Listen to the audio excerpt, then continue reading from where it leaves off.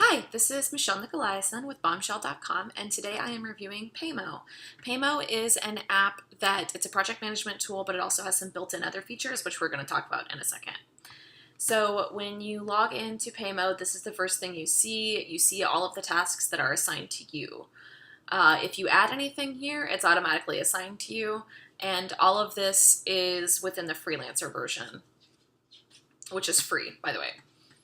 So you can easily add a task here. It goes into the backlog. You can see all of the task details. You can add time, set dates. So you can set a start date and end date. You can note this as time-based billing, flat rate billing, or non-billable. You can also attach files, and you can change the task list all from right here. Another thing, this is one of the cool features, is if you go to projects and then you go to a project, you can switch from simple view to Kanban board. This is something that is actually shockingly hard to find in project management tools, even though you would think it would be easy. Most options only give you one or the other. Even Asana, when you create a project, it asks you what format you want to put it in, and then you're stuck with that format, so you can't change it later. But for this, you can view all of the other things. If you want to hide the backlog, you can. And then you can change to do, in progress, and complete. You can drag and drop this. You can also show the backlog, move stuff into to do. You can filter by task name, task list, date range. The overview for the project shows you the timesheets, all of which you can easily share with clients. The freelancing version doesn't have very many invoices. It's got like 3 invoices, but you can still show time reports to clients. You can easily construct them. You can edit it. You can clone it. You can export it in multiple different file versions. You can print it if you're meeting with clients in person. You can change how you view this. One of the things that they've worked really hard to do that's kind of cool to see is give you different ways to view all of the data, which is super important. It's something that I've struggled with before just because I'm more of a visual person. So it's nice to see that they've put so much attention into that. To go back to the task view, this is what that looks like from the project view. This is not the My Tasks that you see when you log in. This is what you see when you navigate from one project to another. You can, from the overview, you can change the project settings. You can budget hours, time and materials project, flat rate project, or an unbillable project. You can also change the color coding. If you are a regular watcher of the videos, you know that I am a sucker for color coding. You can also change the status of the project, which will then show up here. And from the tasks view, you can delete things. You can easily log time.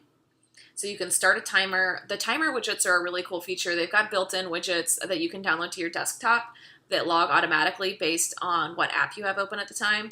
And they also have widgets for the Adobe Creative Cloud. There will be some notes about that in the blog post that goes with this, so make sure to check those out if you're curious about that. But at any rate, within the web app, you can start the timer, you can add a custom time, or you can just add 15, 30 minutes, like whatever. You can also attach files, which I believe I already talked about, and all of this is drag and drop, which I am, of course, also a sucker for. There is also a little widget in the side here that will let you track time automatically. I had to adjust my screen to show it because I had my browser too long. But yeah, so that's another quick way to add time tracking. They also have some quick task creation. So you can create a bunch of if you're like brainstorming or you're in a meeting or whatever, you can create a bunch of tasks and then you can change it. You can also customize this workflow really easily. You can actually adjust the workflow by simply going to Progress Board View and then the settings and manage workflow. You can create different template workflows that can be used by other projects.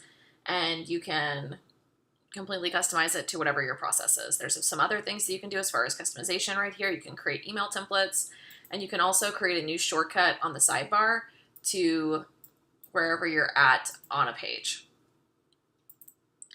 So everything that I already talked about is covered in the free version. I wanted to spend a little bit of time talking about some of the more advanced features that are in the paid versions, just because I think they would probably be useful for some people. There's the integration. So the Adobe Creative Suite integration, I believe, is built into the freelancer version. I'm not 100% for sure. The Google Apps and the Zapier integration are both with the paid plans. So using that, you can integrate with any number of tools. You can integrate with G Suite. The invoicing is unlimited. On the freelancer plan, you get 3 invoices. With the paid plan, which is about $10 a month, you get unlimited invoices, unlimited expense tracking. You can accept online payments. There's also some team scheduling and resource scheduling software tools. So if you're running an agency, this is super useful, and this is something that you're not going to be able to get from Asana without using additional tools like Teamweek. These features make it super easy for you to see where your entire team's time is being spent, who's overbooked and who's underbooked, all of that. Block out when people are getting time off. And then there's also some advanced project management features like Gantt chart software with a critical path. They also have some task dependencies and project templates.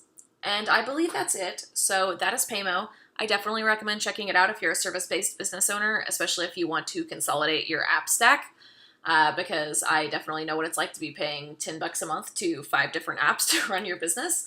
So if you're looking for one thing to keep track of all of it, I would definitely recommend checking it out, even if you're a freelancer, but especially if you're running a team. Thanks for watching, and have a great day.